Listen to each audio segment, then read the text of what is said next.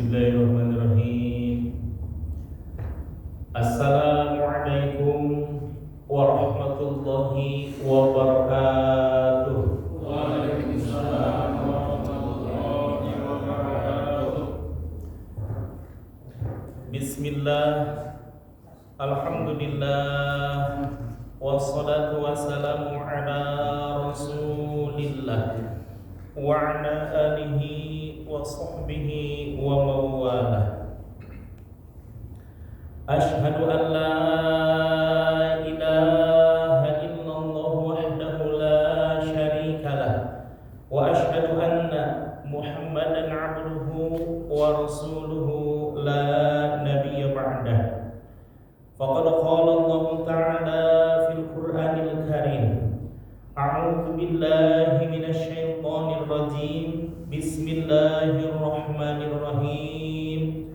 Man yahdillahu fahuwal muhtad wa man yudlil falan tajida lahu waliyyan mursyida. Al-ayah. Shadaqallahul azim. Ila hadratin Nabi Mustafa Muhammadin sallallahu alaihi wasallam wa ala alihi wa ashabihi wa azwajihi wa dhurriyyatihi wa ahli baitihi ajma'in wa jami'il muslimina wal muslimat wal mu'minina wal mu'minat al ahya'i minhum wal amwat min masyariqil ardi ila magharibiha wa min yaminiha ila shimaliha wa min qawfin ila qawfin min waladi Adam ila yaumil qiyamah, wa khususan ila hadrati Syekh Ibnu Hajar al-Asqalani qaddasallahu sirrahu wa nafa'ana bi ulumihi fid daraini. Syai'un lillahi lahumul Fatihah. A'udzu billahi minasy syaithanir rajim. Bismillahirrahmanirrahim. Alhamdulillahi rabbil alamin arrahmanir rahim maliki yaumiddin. Iyyaka na'budu wa iyyaka nasta'in. Ihdinas siratal mustaqim. Siratal ladzina an'amta 'alaihim ghairil maghdubi 'alaihim waladdallin. Rabbighfir lana wa liwalidayna wa lil mu'minina amin. Hadratul kiram, para masyayikh, para sesepuh, para tokoh masyarakat, para hujjaj, para muallimin, para asatidz, para pengurus, baik pengurus masjid maupun pengurus majelis, bapak-bapak beserta adik-adik sekalian, hadirin jamaah sekalian yang saya hormati dan Allah muliakan. Alhamdulillah wa syukurillah, pada maghrib kali ini kita dapat berkumpul bersama di Masjid Al-Ma'mun yang kita cintai ini dalam rangka melaksanakan berbagai macam aktivitas amal ibadah, dimulai dengan silaturahim, dengan sholat sunnah, sholat berjamaah, zikir, doa, dan insya Allah akan kita lanjutkan bersama taklim di dalam mengisi waktu-waktu istimewa antara maghrib sampai isya.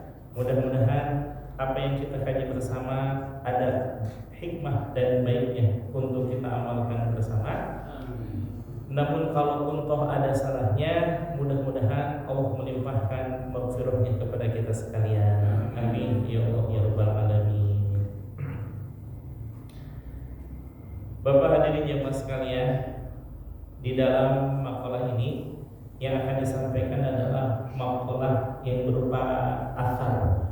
Athar itu adalah perkataan dari sahabat Rasulullah Shallallahu Alaihi Wasallam yang istimewanya adalah bab ini menjelaskan tentang kalam dari Sayyidina Abu Bakar As-Siddiq yang merupakan beliau itu adalah sahabat utama Rasulullah Shallallahu Alaihi Wasallam.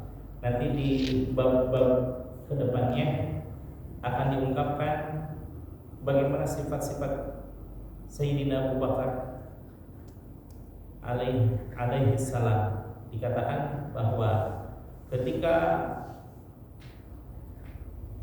Malak Jibril alaihi salam ditanya oleh Rasulullah sallallahu alaihi wasallam,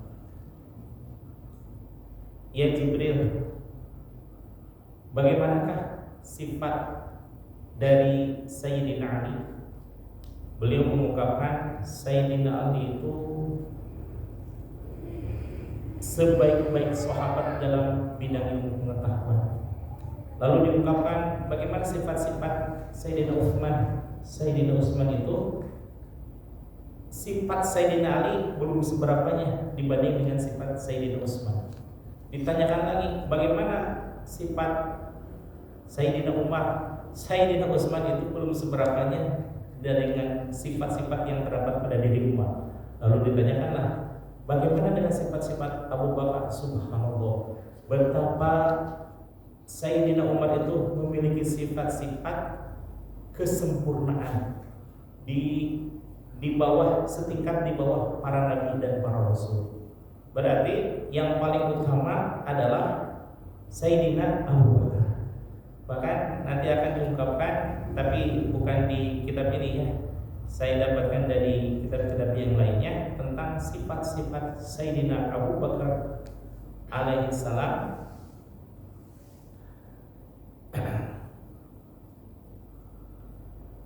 Mohon maaf, Sayyidina Abu Bakar radhiyallahu anhu. Sayyidina Abu Bakar radhiyallahu anhu ini memiliki sifat yang betapa diagungkan oleh Rasulullah sallallahu alaihi wasallam. Salah satunya adalah ma sabballahu syai'an fi sadri. Tidaklah Allah menuangkan segala sesuatu ke dalam dadaku, kata Rasulullah sallallahu alaihi wasallam, illa sababtahu ala Abi Bakrin, kecuali aku melimpahkannya pula kepada Sayyidina Abu Bakar. Subhanallah. Jadi apapun yang dilimpahkan oleh Allah Subhanahu wa taala kepada Nabi Muhammad sallallahu alaihi wasallam, Nabi Muhammad sallallahu alaihi wasallam melimpahkannya pula kepada Sayyidina Abu Bakar. Betapa hebatnya kedudukan Sayyidina Abu Bakar di hadapan Rasulullah sallallahu alaihi wasallam. Kemudian bahwa Rasulullah mengungkapkan lau uzina imanu Abi Bakrin, kalau seandainya ditimbang keimanan Sayyidina Abu Bakar ma'at thaqalaini, bersama dengan dua golongan besar, yakni jin dan manusia, seluruh jin dan seluruh manusia ditimbang dengan hanya satu orang Sayyidina Abu Bakar, ghairul anbiya'i wal mursalin, selain daripada para nabi dan para rasul. Itu mah sudah tingkatan tiada banding tiada tanding lah ya. Ini mah manusia-manusia yang di bawah tingkat kesolehan dan ketakwaannya dari nabi dan rasul.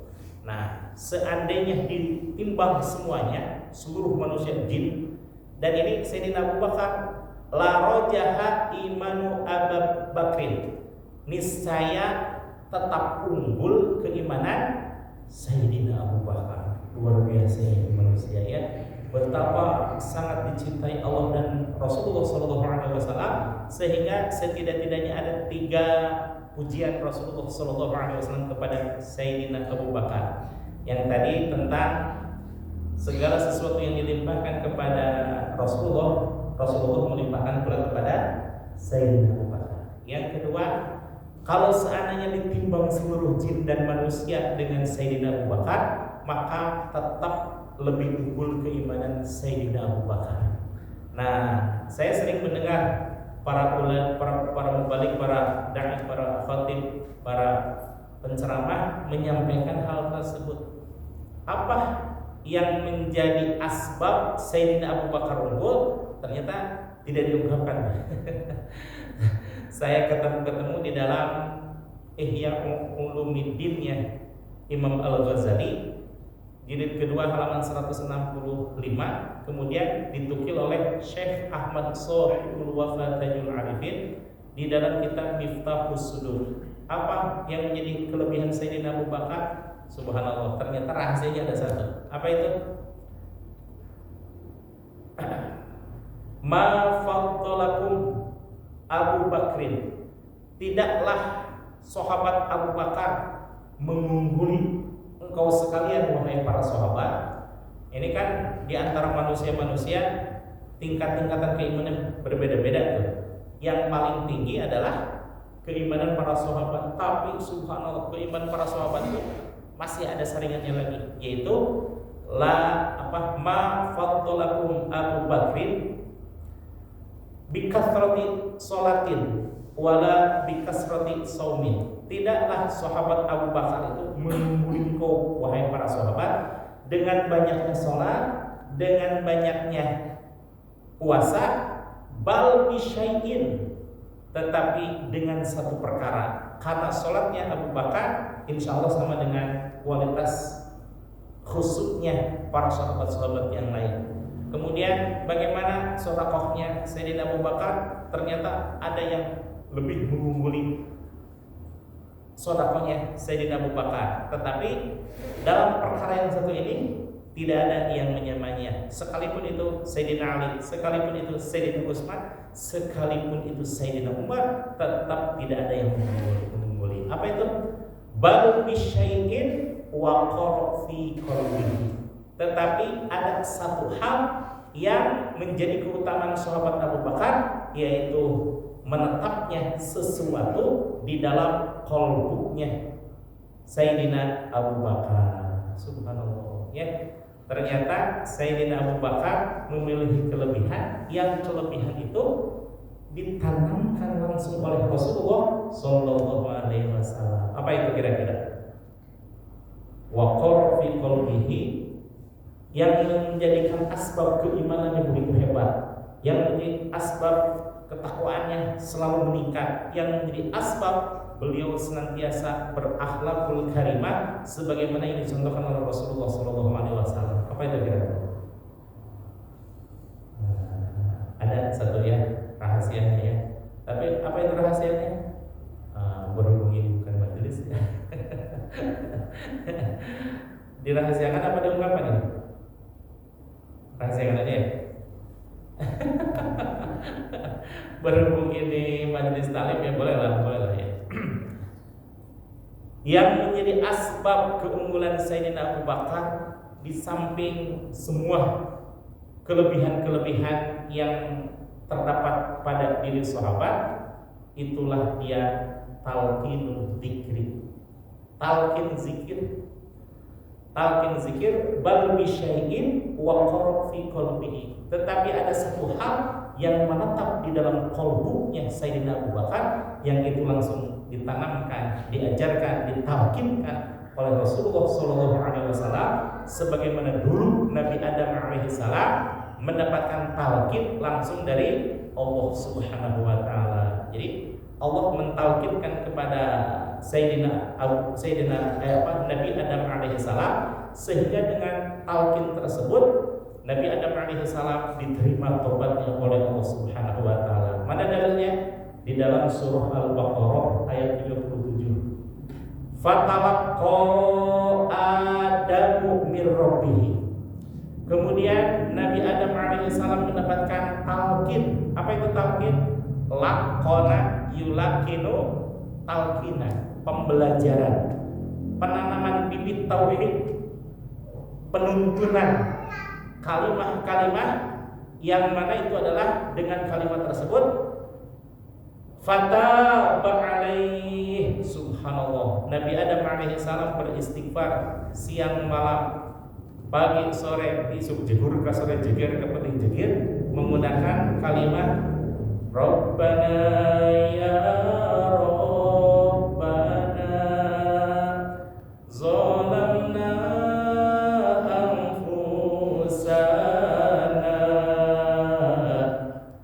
wa illam taghfir lana wa tarhamna lanakunanna minal khasirin. Itu adalah doa tertua yang diucapkan oleh Nabi Adam alaihissalam sampai hari ini. Tapi tahukah Bapak berapa lama doa itu diucapkan oleh Nabi Adam karena mengingat satu dosa? Berapa? 200 tahun menurut riwayat yang muktabar. Tapi belum juga diterima tobatnya oleh Allah Subhanahu wa taala. Setelah lelah namun senantiasa mencari lillah, Nabi Adam alaihissalam bertobat. Ketika ditalkinkan oleh Allah Subhanahu wa taala, dalam artian diberikan pelajaran kalimat la ilaha illallah fataba alaih, serta merta Nabi Adam pun menerima, serta merta Nabi Adam pun diterima tobatnya oleh Allah Subhanahu wa taala.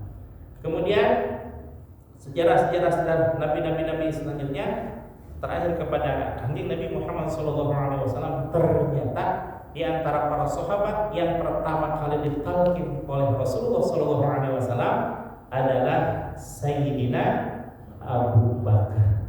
Dalam satu riwayat Sayyidina Abu Bakar, yang kedua riwayatnya Sayyidina Ali karramallahu wajhah. Tapi yang menetap adalah Sayyidina Abu Bakar. Subhanallah. Ya, dengan apa itu kalimatnya? Yakni kalimat la ilaha illallah. Ya. Subhanallah, insyaallah kita akan mempelajari tentang Sayyidina Abu Bakar. Diawali waqala al-musannifu, berkata Syekh Ibnu Hajar Al-Asqalani, wakila dan dikatakan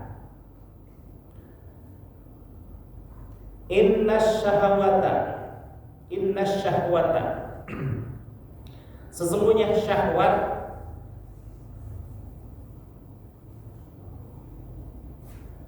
tusayyarul muluka, bisa menjadikan itu syahwat akan seorang raja, dan menjadikan seorang hamba. Ya, dengan adanya syahwat. Apa itu syahwat?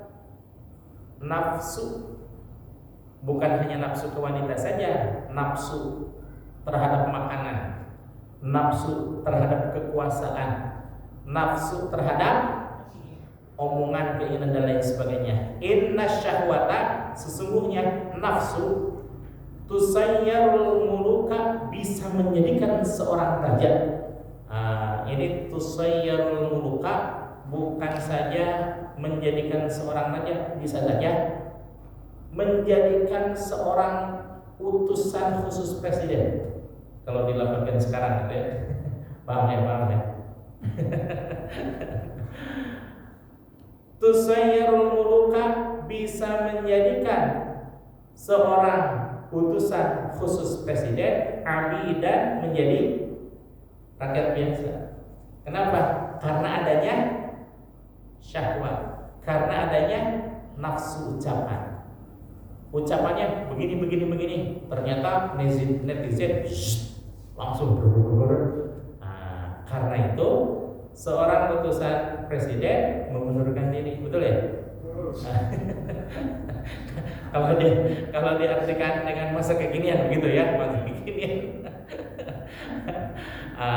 Ini untuk menggambarkan raja itu artinya kedudukan yang tertinggi lah. Kedudukan yang tertinggi, seorang raja bisa saja runtuh kewibawaannya, runtuh kehormatannya, bahkan runtuh tahtanya dengan adanya syahwat.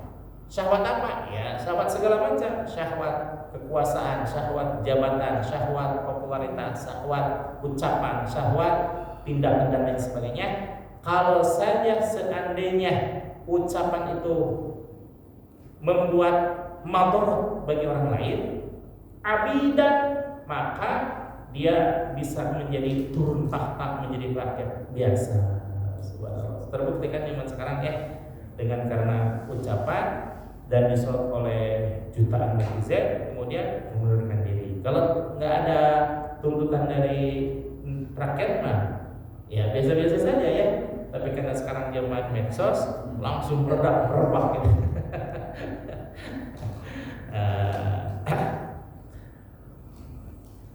Wasabru, sedangkan kesabaran, yusayyirul abida mulukan, bisa menjadikan seorang hamba, seorang rakyat jelata, mulukan, menjadi orang yang sangat terhormat.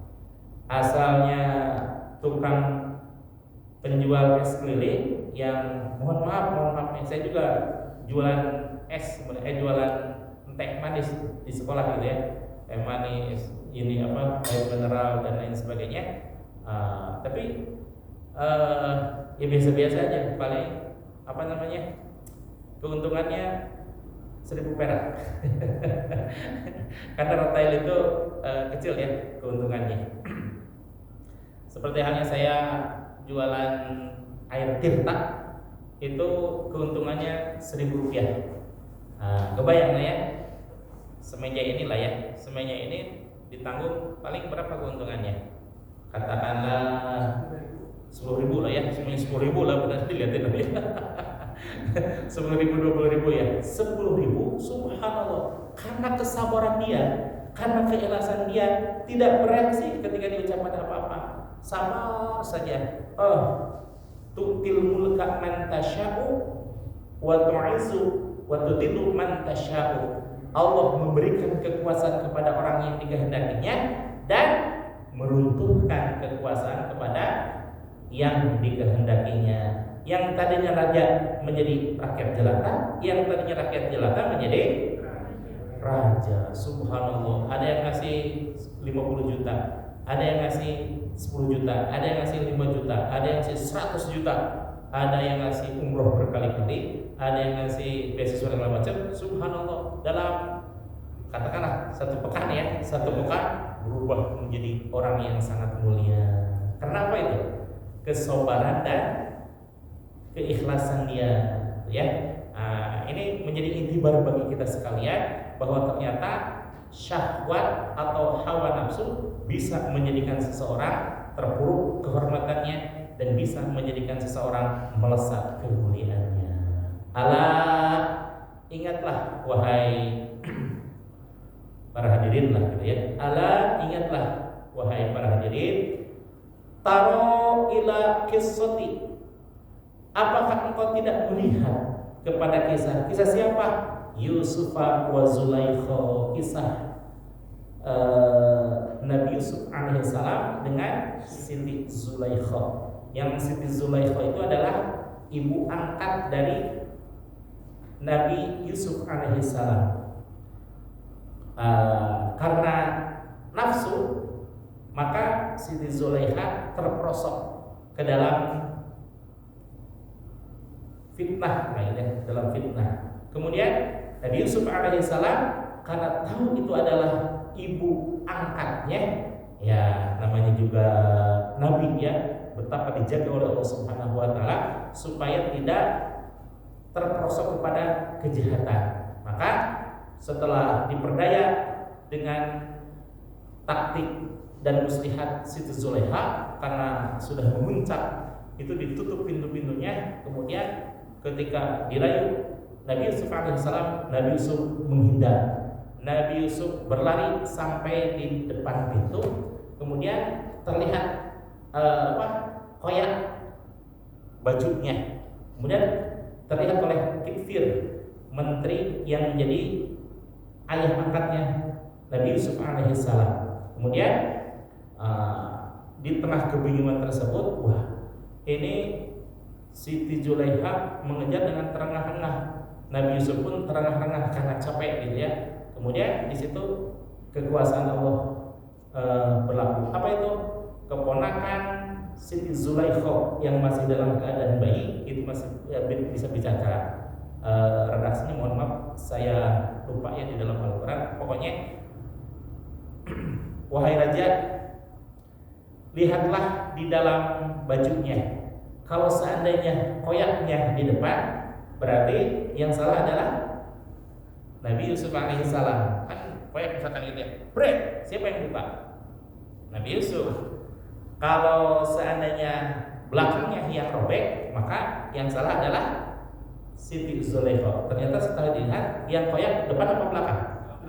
Belakang. Berarti sudah jelas yang salah di situ adalah Siti Zulaikha. Untuk menutup kesalahannya, maka dibuatlah siasat agar Nabi Yusuf alaihissalam dimasukkan penjara. Kemudian bisa keluar ketika raja bermimpi untuk 7 sapi kurus memakan 7 sapi yang gemuk. Itu dalam artian masa panen selama 7 tahun itu bisa meruntuhkan perekonomian Mesir secara keseluruhan hanya dengan musim paceklik yang 7 tahun. Subhanallah. Karena diberitahukan kepada Nabi Yusuf alaihissalam tentang iktibar mimpi, kemudian raja puas dengan keilmuan Nabi Yusuf alaihissalam, kemudian dikeluarkan. Subhanallah. Ternyata betul satu saat Mesir dalam keadaan panen sepanen-panennya negara lain, karena memang tidak mengetahui hal tersebut, biasanya memakan dengan penuh poya-poya. Tapi bangsa Mesir yang panen misalkan 7 hektar, maka yang 3,5 hektar dikonsumsi, yang 3,5 hektar lagi untuk persediaan musim paceklik. Ternyata subhanallah, negeri Palestina, yaitu negeri asalnya Nabi Yusuf alaihissalam, bapaknya, siapa itu bapaknya? Yakub alaihissalam, kemudian memohon pertolongan kepada bangsa Mesir untuk diperbolehkan membeli gandum. Subhanallah ya. Itu Nabi Yusuf alaihissalam. Sementara Siti Zulaikha yang di akhir kisahnya, karena memang tidak ada hubungan darah, mohon maaf, ibu angkat boleh nggak ditinggal? Boleh. Kenapa? Nggak ada hubungan darah. Nggak ada hubungan darah. Yang namanya orang tua asal sudah dicerai dengan ayahnya. Kalau masih dalam keadaan ayah angkat, kan ada ayahnya, berarti tidak boleh. Tapi kalau sudah terpisah, kemudian ini menjadi katakanlah jadi janda gitu ya. Ini Nabi Yusuf alaihissalam suatu saat menikahlah Siti Zulaikha dengan Nabi Yusuf alaihissalam. Tapi Nabi Yusuf alaihissalam diberikan satu mukjizat oleh Allah Subhanahu wa taala untuk bisa merubah Siti Zulaikha menjadi muda kembali. Salah satu mukjizat Nabi Musa alaihissalam, Nabi Yusuf alaihissalam. Kemudian di sini dikatakan wakila, dan dikatakan oleh para ulama, tuba liman kana aqluhu amiran wa hawahu asiran. Tuba, beruntunglah, liman kana, bagi seseorang, aqluhu, yang terbukti akalnya, amiran, menjadi pemimpin, wa hawahu asiran, dan hawa nafsunya menjadi tawanan. Jadi dia, seseorang tersebut, mengendalikan hidupnya dengan akal pikirannya, bukan dengan hawa nafsunya. Bagaimana kalau sebaliknya, ini mah akalnya menjadi tawanan dan hawa nafsu menjadi pimpinan? Bagaimana itu?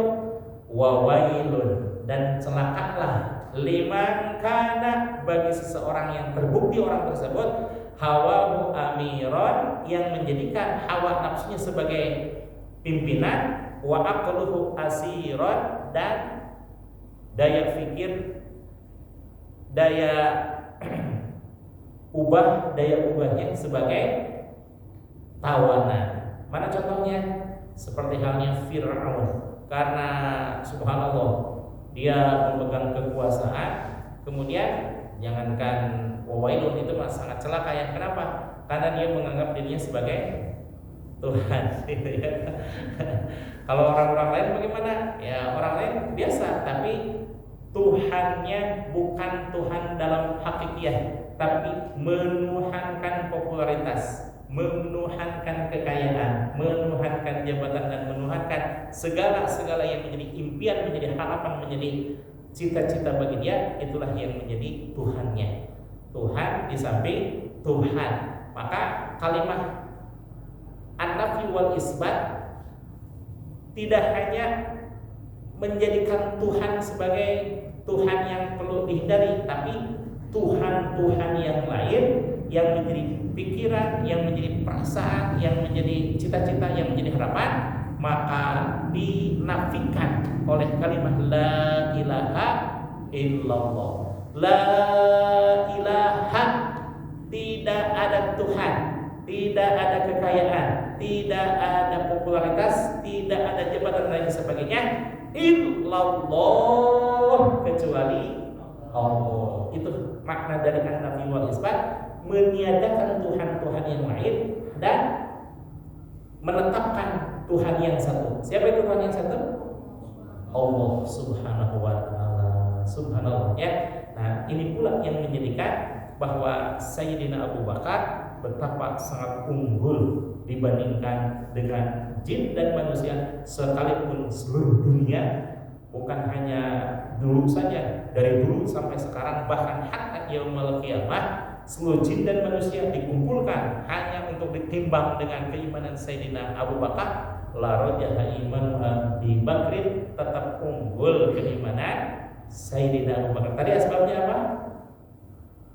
Asbabnya adalah karena Sayyidina Abu Bakar mendapatkan talqin zikir dari Rasulullah Sallallahu Alaihi Wasallam. Apakah talqin zikir hanya berlaku untuk para sahabat dengan adanya Rasulullah? Tidak, betul ya. Kenapa? Karena tadi Rasulullah melimpahkan segala sesuatu yang didapat dari Allah kepada Sayyidina Abu Bakar. Apakah Sayyidina Abu Bakar melimpahkan pula kepada yang lainnya? Melimpahkan ya, karena dakwah itu balighu anni, kata Rasulullah sallallahu alaihi wasallam, sampaikanlah apa-apa yang datang dariku walaupun cuma satu ayat atau walaupun cuma sedikit. Saya misalkan hanya bisa bacaan sholat, ya ajarkan saja bacaan sholat. Oh, saya hanya bisa huruf hijaiyah, ajarkan aja yang namanya huruf hijaiyah dan lain sebagainya. Ilmu apapun yang sekiranya bermanfaat, ajarkan, sampaikan kepada umat, karena itu adalah amanah dari Rasulullah Sallallahu Alaihi Wasallam. Apalagi ini perkara besar. Apa itu? Talqinu zikri. Mungkin tidak sahabat Sayyidina Abu Bakar menyembunyikan talqin tersebut dari sahabat-sahabat yang lainnya.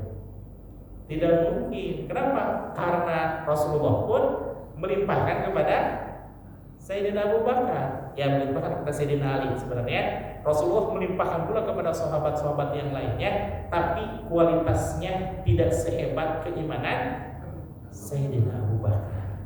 Rasulullah pertama, Allah memberikan talqin kepada Sayyidina Abu Bakar, kepada Nabi Adam alaihissalam, kemudian Nabi selanjutnya, terakhir kepada Nabi Muhammad Sallallahu Alaihi Wasallam. Katakanlah Nabi Muhammad ya sama secara manusiawi, ada sifat idza jaa ajaluhu la yastakhiruna sa'ata wa la yastaqdimun. Apabila ajal sudah tiba, maka Rasulullah Sallallahu Alaihi Wasallam pun tidak bisa menghindar. Kenapa? Karena itu kontrak dari Allah Subhanahu Wa Taala, hanya berusia 62,2 bulan 22 hari, dibulatkan menjadi dalam hitungan hijriah 63 tahun. Nah, setelah selesai tugas dakwah Rasulullah Sallallahu Alaihi Wasallam, tugas dakwah pengemban selanjutnya adalah para sahabat. Para sahabat berdakwah kepada siapapun yang ditemuinya, yang lebih utamanya adalah para tabi'in. Maka setelah selesai para sahabat meninggal semuanya, tinggal yang berkewajiban tadi siapa? Para tabi'in. Tabi'in pun berdakwah, tapi ujung-ujungnya para tabi'in pun sudah meninggal. Tapi sebelum meninggal disebarkan kepada para tabi'ut tabi'in. Tabi'ut tabi'in berdakwah, meninggal pula, tapi sebelumnya menyampaikan kepada para ulama khalafin.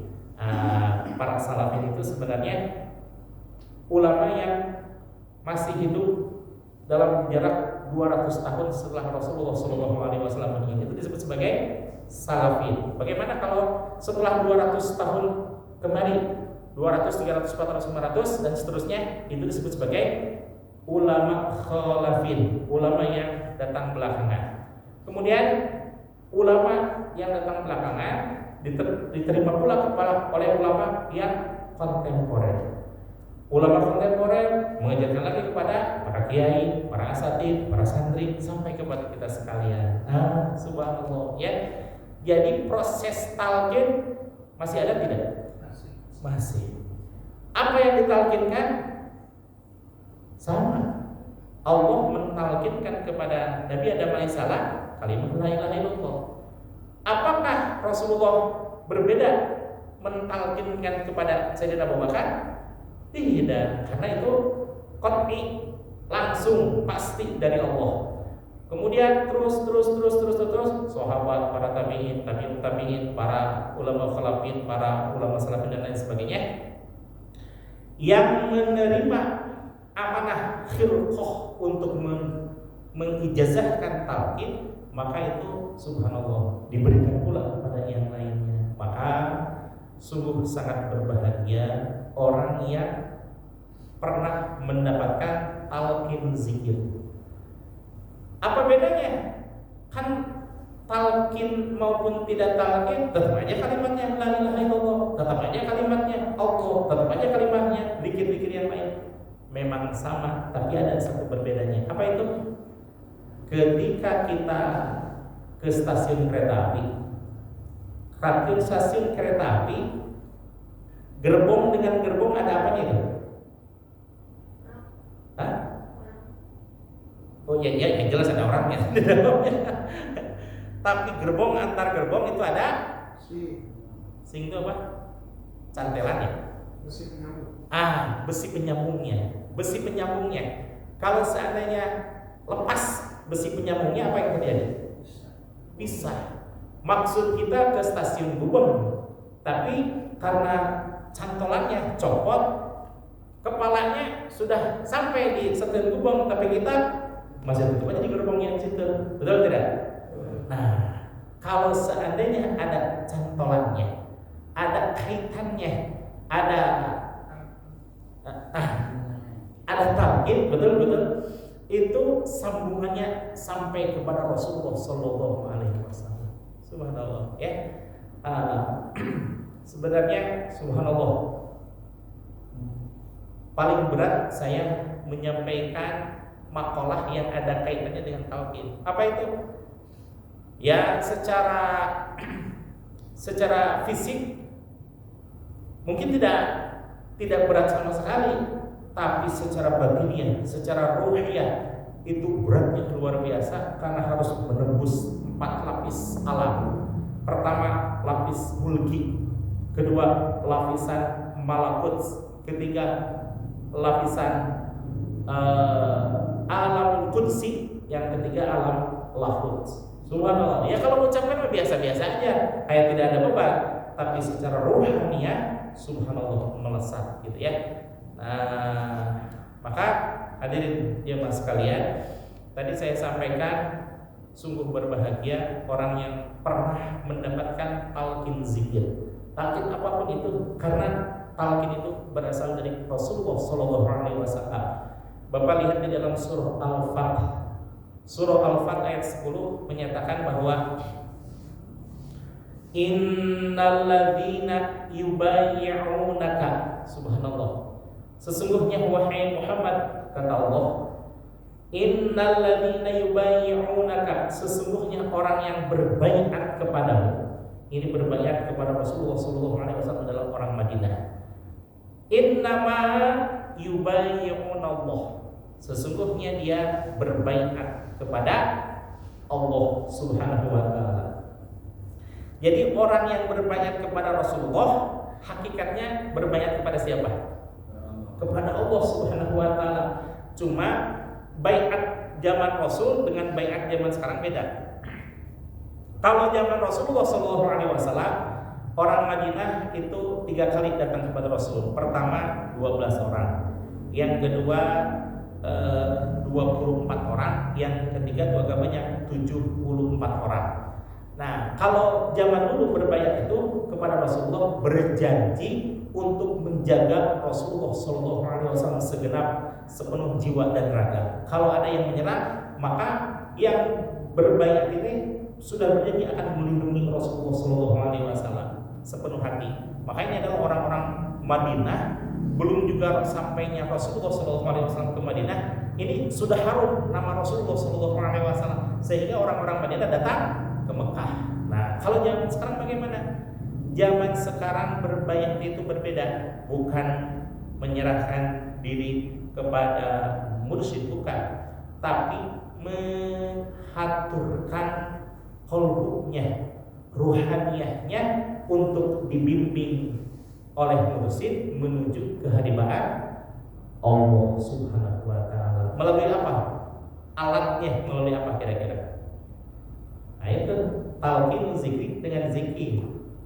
Dengan zikir dibimbing oleh mursyid untuk senantiasa mendapatkan hidayah dari Allah Subhanahu wa taala. Subhanallah ya. Ini salah satu makalah yang berat. Jadi kalau di mafhum mukhalafahnya, orang yang berbaiat kepada Allah, berbaiat kepada Rasulullah tadi berbaiat kepada siapa? Kepada berbaiat kepada Rasulullah sama dengan berbaiat kepada Allah. Kalau sekarang Rasulullah sudah tidak ada secara fisik ya, secara fisik. Ada Rasulullah memberikan kepada para sahabat terus yang disebut sebagai mursyid. Mursyid ada wakil-wakilnya, entah itu khalifah atau muqaddam atau wakil talqin. Maka barang siapa yang berbaiat kepada wakil talqin, hakikatnya berbaiat kepada mursyid dulu, kepada mursyid dulu ya. Saya ulangi. Barang siapa yang berbaiat kepada wakil talqin, sama halnya berbaiat kepada mursyid. Karena itu wakil saja ya, wakil dalam artian menyampaikan talqin, tapi dalam kemursyidaan tidak. Kemudian orang yang berbaiat kepada mursyid sama halnya berbaiat kepada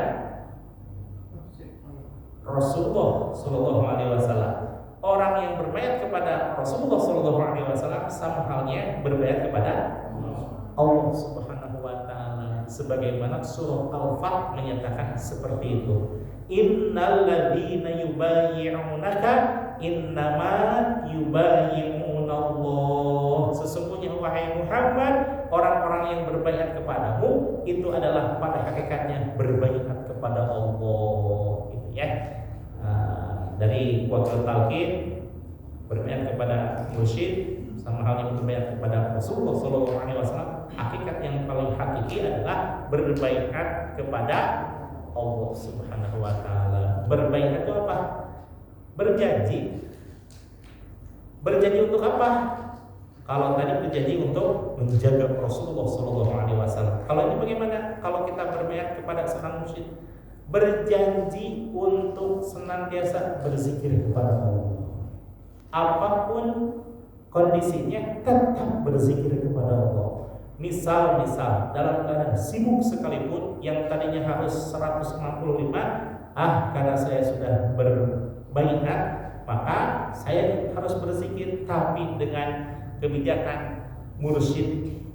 Ada yang menyatakan cukup 3 kali. Selebihnya bagaimana? Diqodok ketika waktu senggang, entah itu waktu tahajud, waktu duha dan lain sebagainya, yang jelas tidak boleh mengganggu aktivitas pekerjaan kita. Demikian ya, insya Allah mudah-mudahan kedepannya bisa lebih jelas lagi untuk memaknai kalimat talqin tersebut. Demikian ya. Terima kasih. Wallahu muwaffiq ila aqwamit thoriq. Wassalamualaikum warahmatullahi wabarakatuh. Waalaikumsalam warahmatullahi wabarakatuh.